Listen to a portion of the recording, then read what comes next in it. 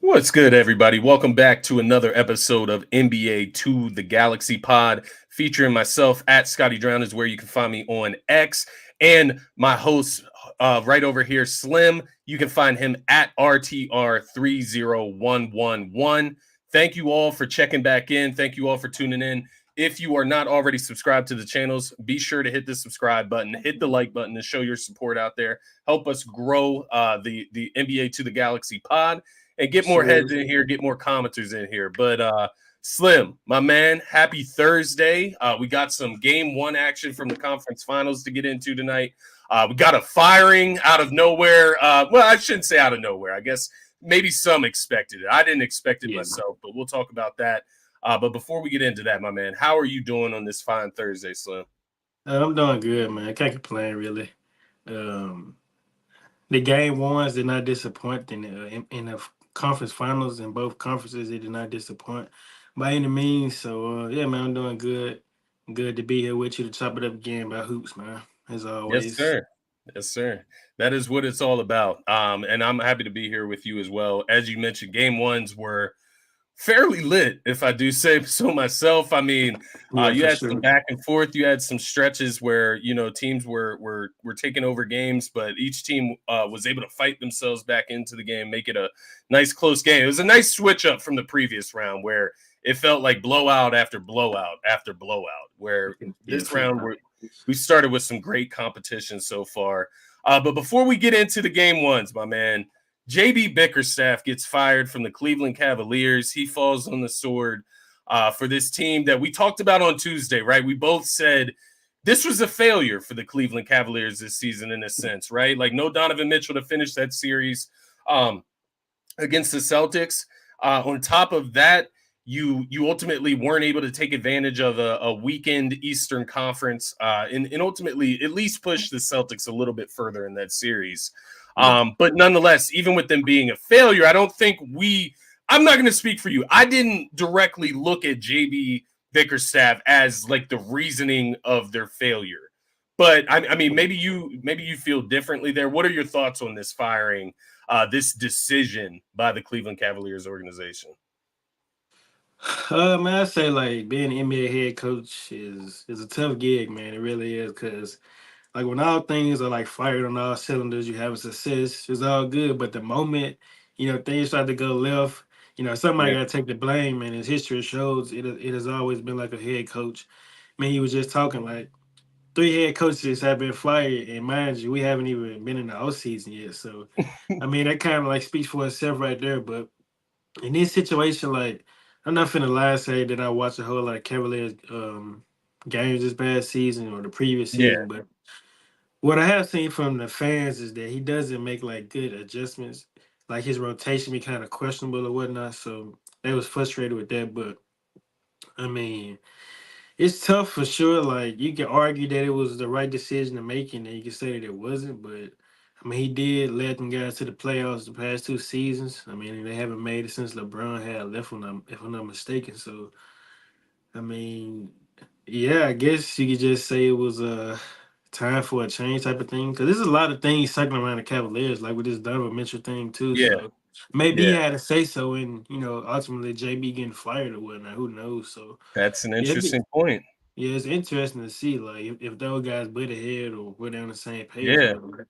because maybe that's a way to get Donovan Mitchell to fully buy in is you allow him to help with the coaching search, excuse me, Yeah, and help him decide the future of the organization, whether that is moving a couple guys this off season, but like working directly with the owner and GM with the moves, the major moves to be made with this team. And I think what you bring up is a fair point. I didn't watch a ton of Cleveland Cavaliers this season. They weren't like the most fun team to watch for me, in my opinion. I felt like the Evan Mobley and Jared Allen, like that grouping was just a little clunky to watch, and it just wasn't too enjoyable for me personally.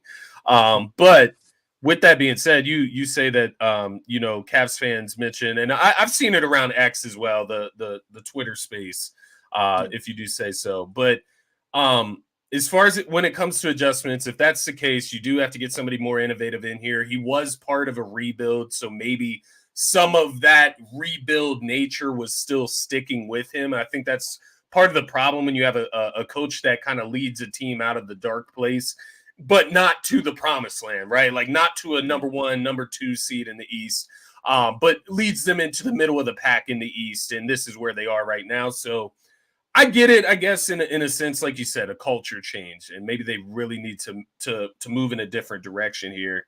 And maybe it's going to go along with the roster as well, right? Like maybe this was just the first big change. Maybe a Garland move or a Jared Allen move is in the works down the line as well. So, fair point. It's a tough job, though, like you said. One of the toughest jobs, like being a head coach in any sport, I would say, but feels like the NBA, they get rotated in and out very quickly. There's a lot of turnover each year. And like you said, we don't even know if this is the last of it. We don't know that some of these teams that are left, I wouldn't think so. I wouldn't think any of these teams would be letting their coaches go, but you just never know. I mean, like, you say like it's a tough gig. I mean, you talk about like some of the head coaches that come through this league. I mean, like Luke Walton, Nate McMillan, Byron Scott. Like the old guys got laid off, Mike D'Antoni, and they haven't had a job, but I don't know how long. So it's just a tough gig, man, for sure. But, and then you always have those new names popping up, the JJ Reddicks, right? That come in. They have this prominent resume from things other than coaching, right? Exactly. They get the opportunities. It's kind of because I just seen that the Hornets hired the Celtics assistant or something like that. Interesting. He got the head coach job too. He a new guy as well, so that's not a bad idea. Taking a building block from the Celtics and seeing if it fits, right? See if they can change the culture there in Charlotte. Not a bad move overall. So JB Bickerstaff once again gets let go by the Cavs, gets fired. Was one of the key parts to getting them back out of the hole after LeBron left that second time, and get them back into postseason playoff and Eastern Conference dialogue. So we'll see where they go from here. But we did have some Eastern Conference action on, I believe it was Tuesday, correct? Yeah, it was Tuesday night. That was when we were here. We pregame show that night. The Celtics and Pacers, we had an overtime game.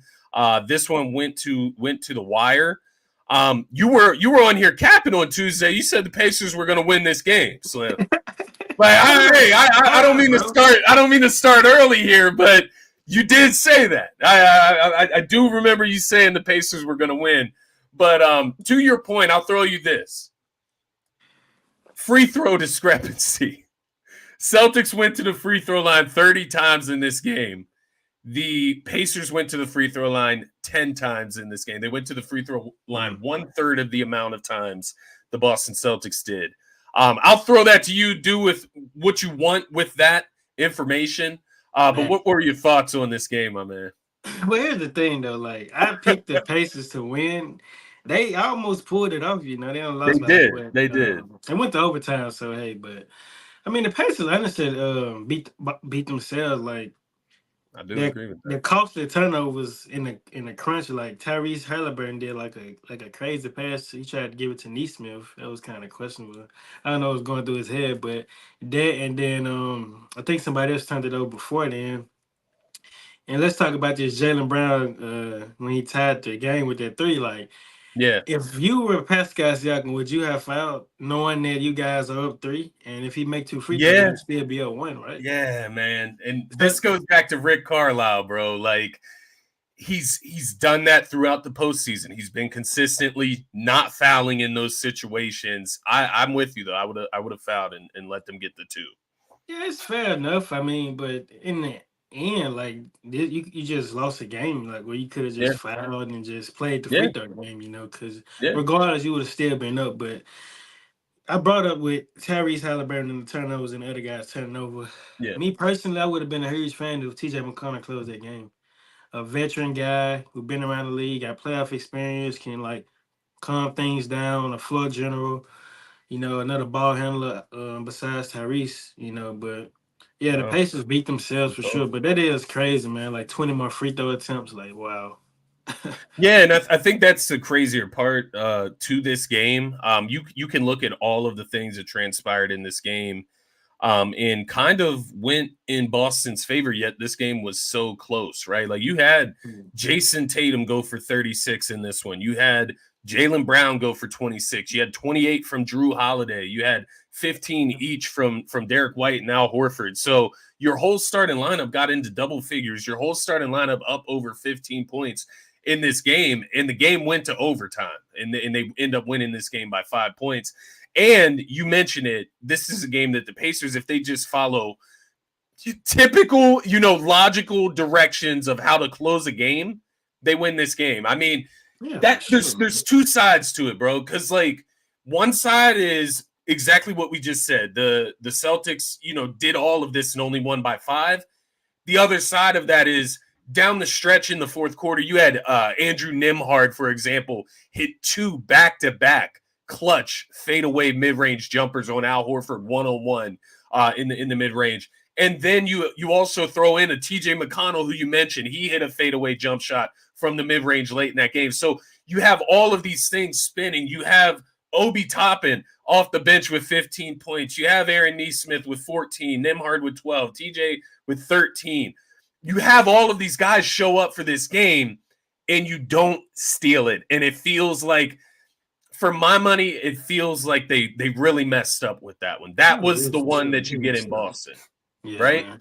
Yeah, for sure. They definitely blew it, man. They had it, man. They had it. And to a certain, I think I made a tweet to like the NBA is rigged, bro. It's rigged because like the Celtics, like in the end, you could tell like the refs was playing in their favor. Like Absolutely. you couldn't unsee that, bro. Like everything was a foul. The Peyton Pritchard fast break on Tyrese Halliburton.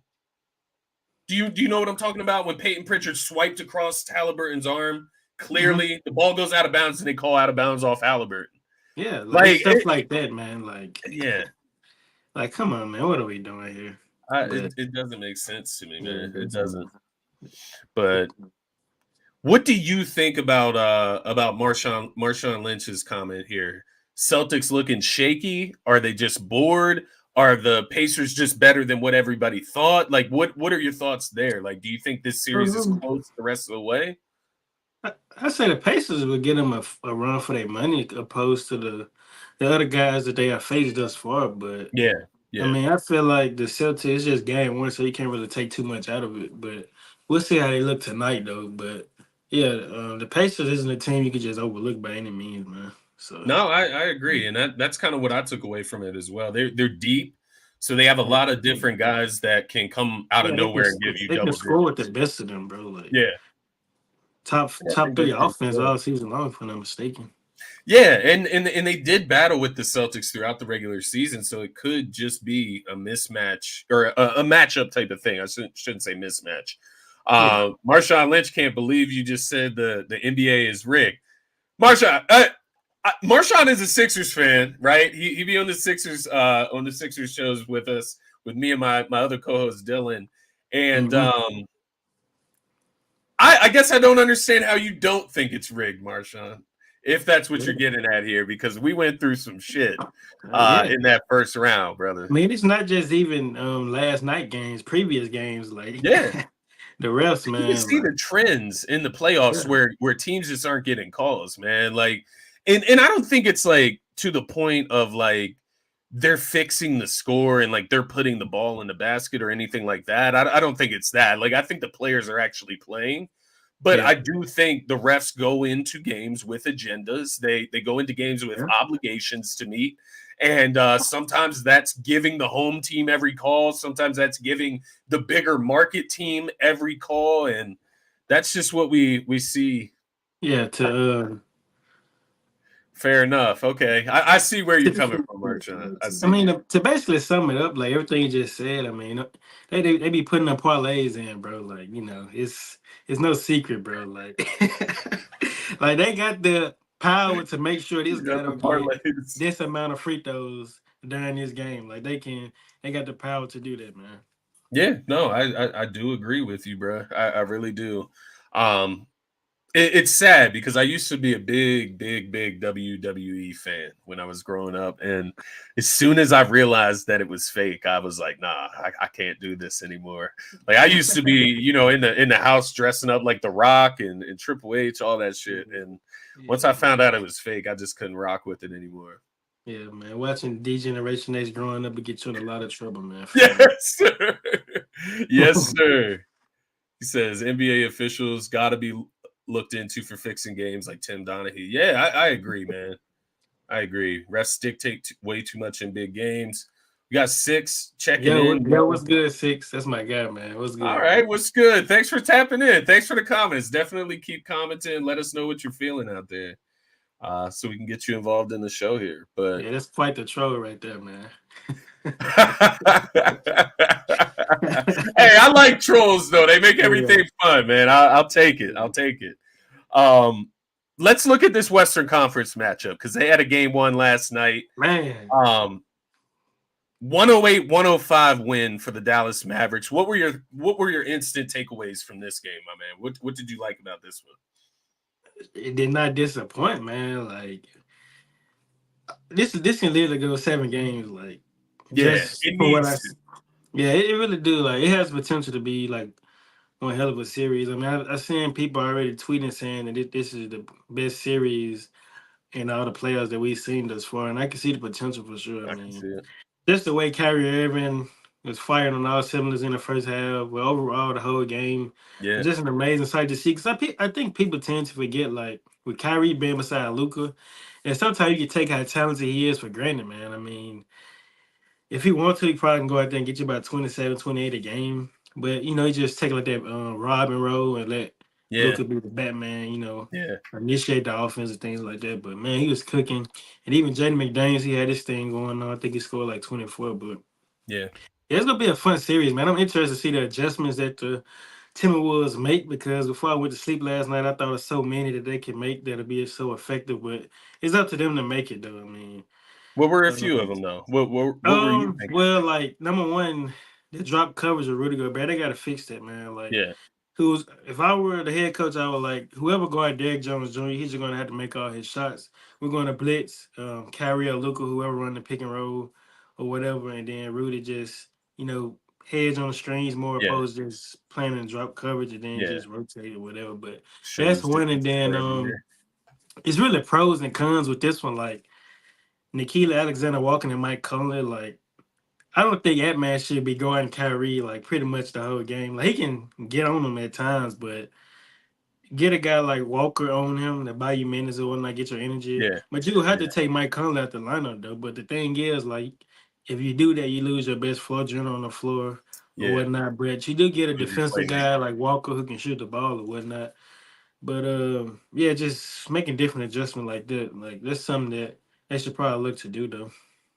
No, I actually like both of those. I think both of those make sense, and I think they do have to go in a different direction after last night. Yeah. Just because I thought that the Mavericks kind of played the Timberwolves game a little bit better. Like when you look at this game, Dallas was 6 for 25 from the 3-point line. They only made 6 3-pointers last night. Yeah. They out rebounded the Minnesota Timberwolves 48-40. They had more blocks than the Timberwolves. They had more points in the paint. They basically Yeah. they borderline doubled the Timberwolves up in points in the paint, Yeah. um, 62-38. So when I'm looking at Karl Anthony Towns, I'm looking at Rudy Gobert, I'm looking at Ann Edwards, who's athletic, can get in the lane, finish. I'm not understanding the discrepancy in those metrics. And then you look at the 3-point specifically, the Timberwolves shot double the amount of 3-pointers that the Mavericks shot. The Timberwolves shot 49 3-pointers last night. The Mavs shot 25. So the obvious message that I'm receiving from this information and from what I watched was that the Mavs were dead set on getting into the paint, getting efficient shots, getting good shots. And the Timberwolves were simply taking what the Mavs were giving them on the offensive end, which was 3-point shots. Yeah. Anthony Edwards specifically, I think he has to be better. I think that's like the obvious Yeah, thing for here. He sure. has to score the ball. He can't come out of this game with 19 points. But the big thing for me is 12 of his 16 shots were 3-point attempts. He's not attacking the paint. Like that's what that says to me, right? He Yeah. had 11 rebounds. He had 8 assists. He was doing the other parts of the game, but they need that 25 to 30 from Ant Edwards for them to be successful. And then Cat. I talked about Cat before the game. I was wrong about him, at least in game 1, because I thought Cat was going to be that mismatch. He comes out, shoots 6 for 20 from the field in this game. 2 for 9 from the 3-point line. So Yeah. both of those guys, your top two scorers, Right. have to step up. And I think that is another like simple takeaway. Kyrie and Luka were simply better than Ant Edwards and Karl Anthony Towns as well. Yeah. If that's going to happen, the Mavs are going to win every single game. So Yeah. I think getting in the paint specifically, that's one of the adjustments I would make, is just putting a focus on getting Ant Edwards into the paint, getting Karl Anthony Towns into the paint, and then in return maybe get into the foul line a little bit more as well. But yeah, it was interesting in this game because the Mavs really didn't get too much from everybody outside of Luka and Kyrie in this one. Yeah, Derek Lively, he was huge though. I'd give him his props. He was yeah. the rebound and the shot blocking. Yeah. Him and Gafford both like they did like as a collective effort, just going out there and contributing. But yeah, you hit it on the head with all those points. I mean, and man, he was definitely just selling for threes opposed to just getting in the paint. Like they attempted 49 threes. That's a recipe for disaster. Yeah. And then on top of that, the Mavericks are rebounded them, considering the fact that they have a front court of Rudy Gobert and Karl Towns. Yeah. It's just trash, bro. They got to be better than that. And they beat themselves. Like you can tell, like Ant-Man was gassed though. Gordon Kyrie, you got your work cut out for you, bro.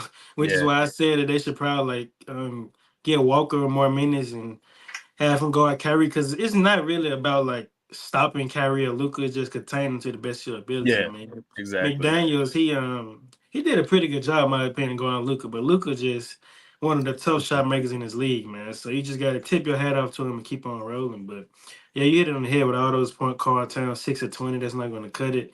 Ant-Man 6 of 16. That's not going to cut it. But I'm interested. Did you see what Ant-Man had to say in the post game conference? No. What did he say? Basically, he was like they was tired, to sum it up. I mean, I want to know what are your thoughts on that though, to say that they was tired and they didn't know what to really expect. That's interesting. I mean, I don't like excuses, I guess is what I would say. So like I don't like that from Ant Edwards compared to everything else that we typically get from them. I get it. 7 games against Denver in that altitude. I do get it. Maybe he's just being honest, but I think it's one of those, you just take that on the chin. You lost game 1. You got to take that on the chin, man. You just move forward and no excuses. Like I get that it could be a real excuse. It just doesn't matter, right? Like really no one cares. Yeah. I mean, he did like say I got Kyrie, so I mean, you know. And I get it. Yeah, it's not going to be easy. You're in the Western Conference Finals. It's not going to be easy. You're going to be tired. Like you don't think Luka's tired with his injuries, how bad he's beat up right now? Yeah. Kyrie Irving up over the age of 30, 32, right? In that 33, 34 range. He's probably tired as well, right? And that's just where you're at in the postseason. You're going to be tired, in my opinion. But the thing that worries me for the TWolves here, man, tell me what you think about this. What worries me is PJ Tucker, excuse me, PJ Washington, guys like that, Derek Jones Jr., excuse me, the guys like that didn't go off particularly in this game for Dallas. And what we saw they were able to do against OKC. Is there any worry there for you with the T-Wolves, or do you think that maybe is just part of the T-Wolves game plan? Shut the rest of everybody around Kyrie and Luka down, force those two to beat you. Yeah, definitely. I think there's that. I don't say it has to be the game plan, but I would think that it would be, because, like as I mentioned, like it's just about containing Luka and Kyrie to the best of your ability, man. I mean, both of them guys scored 30 yesterday, so I mean, other than that, you had 2 guys in double figures, PJ and Gafford, and Lively was pretty close. So, I mean, if you can just shut down the others, get those guys out of my rhythm, I consider that a win. So, yeah, I tend to agree with you. Yeah. It'll be interesting to see if Kyrie can keep that up. Like, I'm not doubting that he can by any means. I'm a true believer in Kyrie's game, and I kind of saw the Kyrie game coming. Like he was due for a big game like this, but I'm interested to see, like, next game tomorrow night, does he come out in the first quarter and try to really, implement his will in this game and be aggressive? Does he keep it going? Right. I think he has to. Yeah, he scored like 24 of his 30 in the first half, correct? In the first half, right. Yeah, so I'm pretty efficient shooting. So he was in that mode for sure, man. He was locked in. hitting tough shots or whatever. But it's interesting to see how Rudy Gobert going to respond too. Because if I'm being honest, they're just going to keep picking on him as long as he in that drop coverage. Kyrie Irving sees food, man.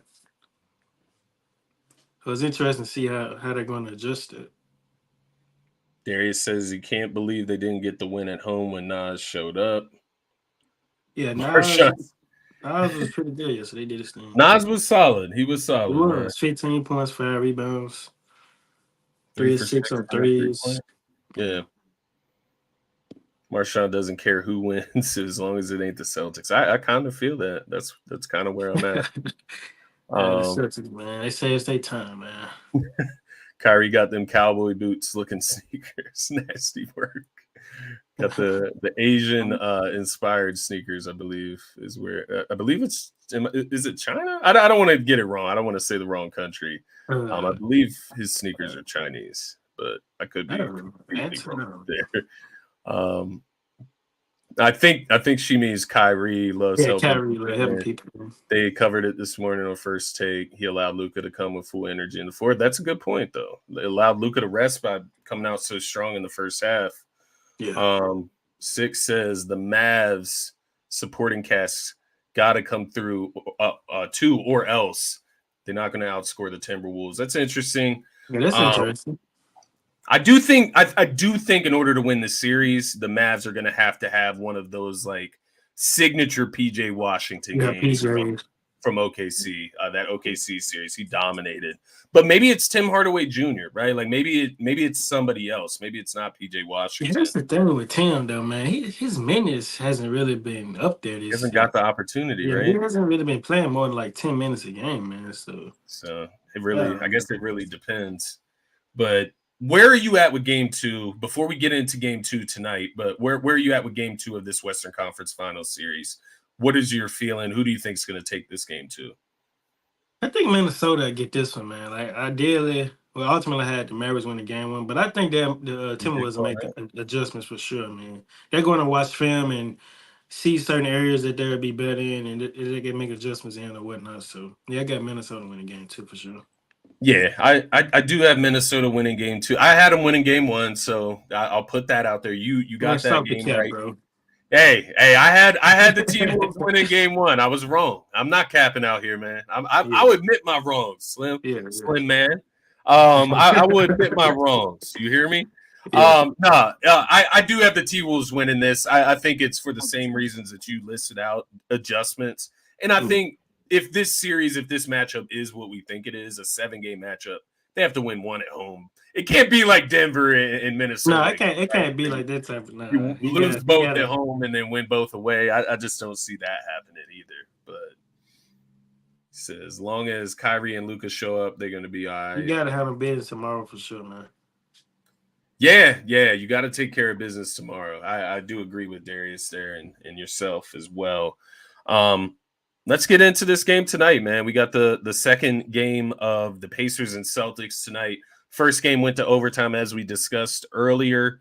In that first game, man, I mentioned it earlier. You had Drew Holiday specifically with 28 points, 7 rebounds, 8 assists. Do you think that is do you think that that's like a trend this series? Do you think this is a series where Drew is just going to eat? Or do you think that's just like kind of next man up type of thing for the Celtics? What are your thoughts on that big Drew performance, man? To be honest, bro, like I wouldn't be surprised if Drew do drop another 20-point game because he people tend to forget he was an all-star last year. Drew, obviously he's like got a different role now opposed to how he was with the Bucks or whatnot. He don't have to score as much, but he can still go out there and get you like 17, 18 a game. But I wouldn't definitely be shocked if he go out there and score like 22 or something like that, because he still got game for sure. So he's a pretty strong guy, get to the mid-range, shoot the 3-ball pretty well. So yeah, I wouldn't be shocked for sure. So do you think this Celtics team is different? Have they showed you any signs that they're different from previous seasons? Not much, really, if I'm being honest. It's hard, right? It's hard. Like I don't want to hate on them too much, but like it's not really much. Obviously they got new players, but I still see a lot of ISO ball, like your turn, my turn. It's not like I don't see too many plays being called. I see a lot of ISO ball going on, so it's not really like it's much has changed opposed to previous years or whatnot. I do agree because man, in that first game, right? You saw at the end of that game, Jason Tatum, and I'm talking about the fourth quarter. I'm not talking about overtime because he did make up for himself in overtime. Yeah, But in the fourth quarter, I saw bricked wide open threes, like at least 2 to 3 of those from Jason Tatum. Then we have the missed layup, right? He right. misses the layup in the paint.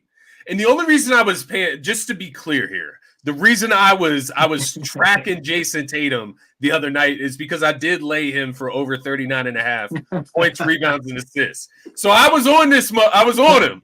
I needed Yeah, him to hit these numbers, and I'm sitting here, I'm tallying every single stat as the game goes on. We get to the fourth quarter, shit's getting tight. And I'm like, this man missing wide open threes. He's yeah. missing layups. And then I believe it was Derek White or was it Drew Holiday setting a screen for him at the top of the key. And this man just doesn't even look to make sure somebody's there. He just throws it in the backcourt. Indiana gets out on a fast break. I mean, Jason Tatum tried to give the Pacers that game. Oh yeah, for sure. Jaylen Brown saved his ass at the end of regulation, and then he ultimately made up for it in overtime. But this team, man, it's very suspect. There's just something. There's something Yeah, that is like it's choking me up about him, and I think that's the big thing here. The choking part of it. Something's not sitting right with me with the Celtics. yeah. You're not the only one though. A lot of analysts they feel the same way, bro. Like it's just something you don't know what it quite is, but it just it just feels that way, So I definitely understand where you're coming from in that So era. So Marshawn Lynch referencing a Draymond moment. Whoops, I meant to pull this one up first. Celtics ain't been the same since Draymond messed with the whole team in Game 2 of the Finals a yeah, few years back. he basically punked those guys, man. Yeah, he said rewatch that game. I swear this shit makes me. Yeah, he punked them Yeah. guys, bro. That shit was crazy, man. He was talking cash shit to everybody. We got some Celtics haters in the comments. Okay, I'm glad the energy is shared here. This is a shared space. I'm not a Celtics hater, bro, so don't put me like that, bro. Those Celtics fans gonna come for you, bro. Like I don't want to be in the middle of that, man. Hey, I don't care. I stand here like Yeah, Celtics like say they John run the Stubb. East, man. They ain't worried about no Sixers. Hey, that's fair. That's fair. That's fair. That's fair. But the Sixers gonna be back next year. The big three: Tyrese Maxey, Don't say Joel it. Embiid, Don't do and it. LeBron James. Technical foul, bro. Get him out of here. Get him out of here, man. All right, if it ain't LeBron, I'll take a Paul George. Maybe OG Anunoby. That was the rumor today. Yeah, I seen Clay. I seen Clay was linked too, man. I was like, hold Nah, up, man. Hold up, no, man. Clay. I'm not giving Clay the max though.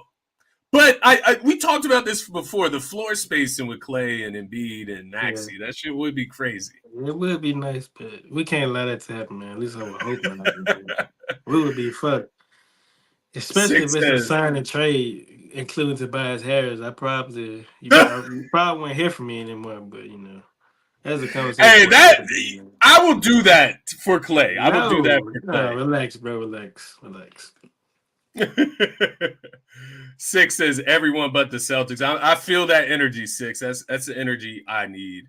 Marshawn Lynch said, "LeBron James, I'm here for it." Yeah, me too, man. I don't even care if it wins a ring. Like, just give me something like legendary. Like, give me something elite in Philadelphia basketball. Like, that's what I would love. It's about that time. Um, so what do you think tonight to change the tide for the Pacers? Obviously, they played pretty well in game one, took it to overtime, but what do they need to do differently tonight to come away with the W? They got to be more disciplined with the ball. Like I mentioned earlier, a lot of careless turnover that came back to hunt them. Like Yeah. a lot of questionable decisions, and even like the head coach Rick Carlisle, he got to like be more engaged, more aware. Like I know, like he sticks with not like fouling late in the game or whatnot, but in that situation to be exact, I don't see a reason not to foul Jalen Brown when you up three and you I know they agree. need a three to tie the game. So yeah, just got to be more disciplined and aware. I would love to see TJ close more games because besides Pascal and Miles, I mean Tyrese, Nimhard, and Neesmith, they are pretty like inexperienced when it comes down to Yeah. postseason in general. So yeah, I'd love to see him close the game or floor general, give you more of a vet presence or whatnot. So Yeah. yeah, No, I agree. I agree. Add some veteran presence to that closing lineup. yeah, You do have Siakam, right? He showed, but he played well in this game. yeah. He He did. did He he really did his did. Yeah. part in this game, and he showed his experience as a champion.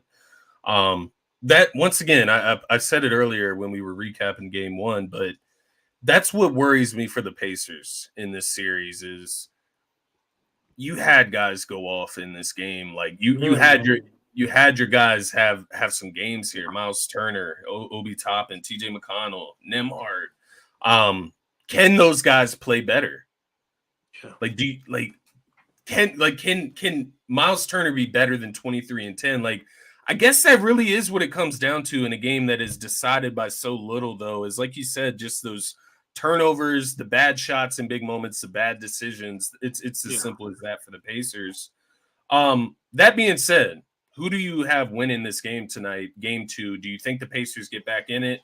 Can they steal one in Boston, or do you think Celtics take care of Nah, business again? I think the Celtics take care of business, man. Like I had them guys winning game one, but I just don't see them beating the Celtics tonight.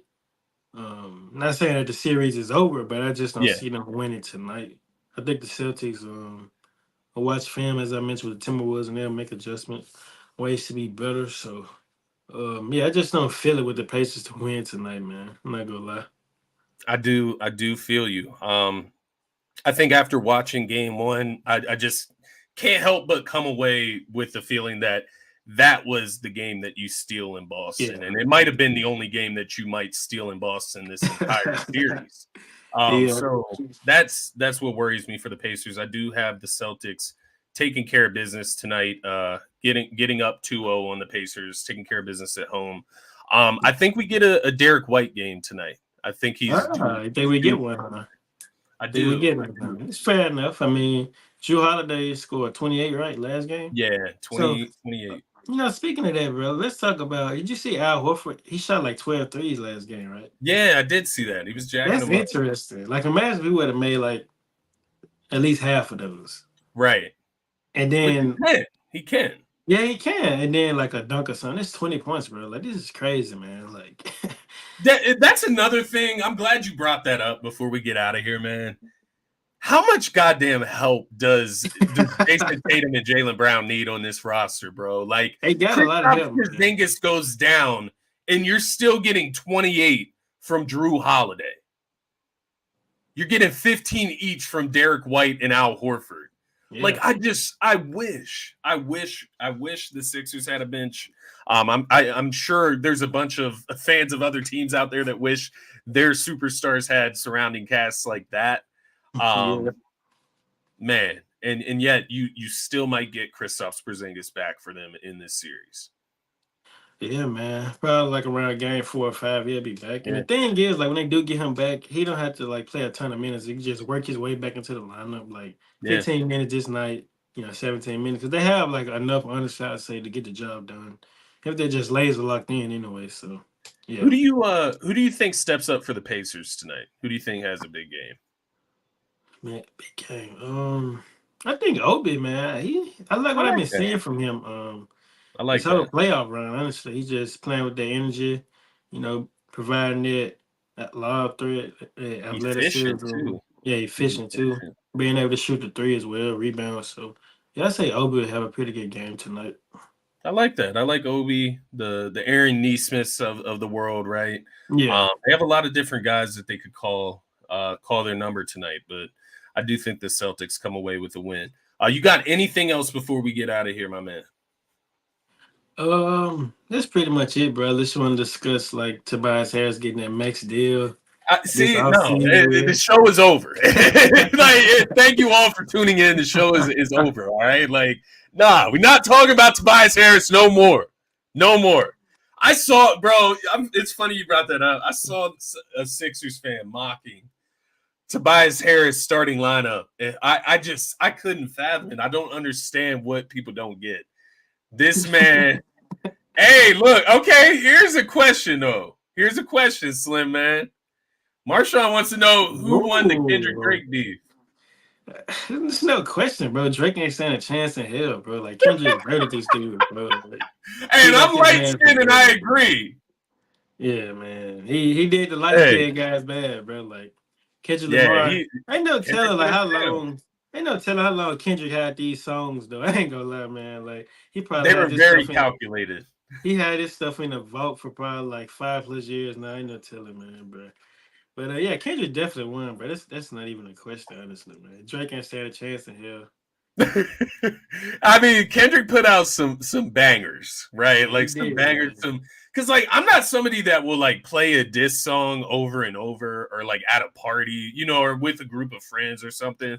Yeah. But the Kendrick songs, I can play them wherever. Yeah. Like you can bump them. They not like us, man. You know. and yo, the Metro Boomin, the BBL Drizzy going around, like it's a TikTok sound. It's trending. Like, yeah, I don't know. Maybe it's like Kendrick, Metro Boomin, and everybody else defeated Drake. I don't know how you want to categorize. Even Rick Ross was involved in this somehow too. Him and Drake had a thing going on. They was going back and forth. Bro, I saw the game. I don't know if you remember the game from back in the day, but the game put out a diss song to Rick Ross. Yeah, man, I heard about that, man. It's crazy. Like, and then like I don't know if you've seen this too, but Chris Brown and Quavo, they had their thing going on. It's just like, is the rap shit back with the beef? Like, what's going on? Chris Brown killed that man. Quavo had a decent comeback for like. I'm not a huge Quavo fan when it comes to like lyrics. I thought his comeback was better than what he usually puts out lyrically. But fair enough. I mean, he did. He included my guy Takeoff on there. But yeah, Chris Brown, like he definitely won that easily, man. I can't even lie. I do. I agree, bro. He said BBL Drizzy is amazing. Yeah, that shit is stuck in my head right now. BBL Drizzy. Like that shit is just like stuck in my head, bro. Like I can't get over it. But funny as hell. I'm glad Marshawn brought that up today. Because shout out to Marshawn, man. Love those topics, bro. Yeah. Like we need more topics like that to bring to the show, make it more fun. I appreciate you. For sure. But that's going to be it for this episode. Let's go enjoy some NBA hoops tonight. We got game 2 of the Eastern Conference Finals. With that being said, be sure to hit the like button, hit the subscribe button if you haven't already to help support the channel, help us grow. Be sure to give my man Slim a follow at RTR30111 on X. And you can find me at Scotty Drown. That's going to be it for this episode of NBA to the Galaxy Pod. We'll see you next week. Hey, Marshawn, hey, we start making some real dollars on here. I might be able to hook you up, man. Help us out, though. Yeah, Scotty got you, bro. Just drop your cash app to him. He got you. Drop your cash app, your Venmo, all that in the comments, all right? Keep the comments flowing. But have a great evening, everybody. Peace out.